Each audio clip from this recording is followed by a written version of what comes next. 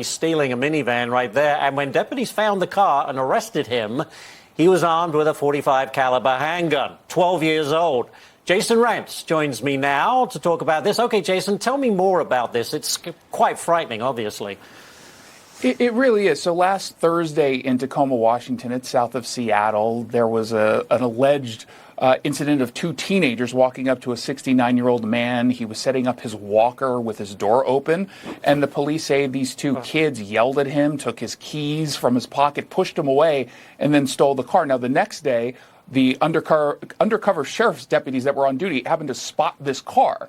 And when they made the arrest, not only did they find that it was a 12-year-old behind the car, armed, as you say, with a .45, he was also with 6 passengers, all between the ages of 13 and 15. So we don't know who, if any, of those teenagers carjacked, but obviously there is a potential connection there.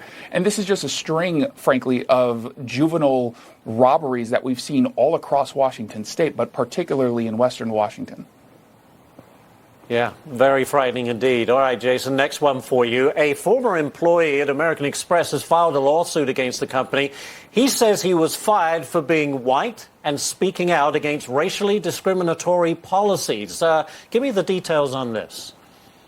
Yeah, discovery in this case, if it gets that far, should be really, really fun, because basically he's arguing that white people, as a result of the BLM movement, have been treated differently. They've been forced into the critical race theory style trainings, that they have been looked over for promotions in favor of African-American employees, and that they have been subject to just very demeaning tone, basically, from managers in some instances. This is not the first time that this company has been accused of this kind of discrimination. Now, of course, they say they didn't do anything.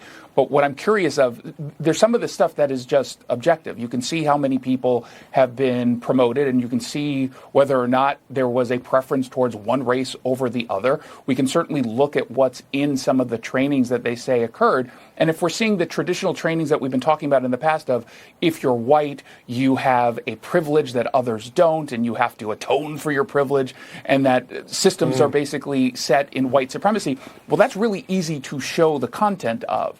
What's going to be difficult is to show actual discrimination on the basis of race, and if it gets in front of a jury, it kind of depends on what jury you get.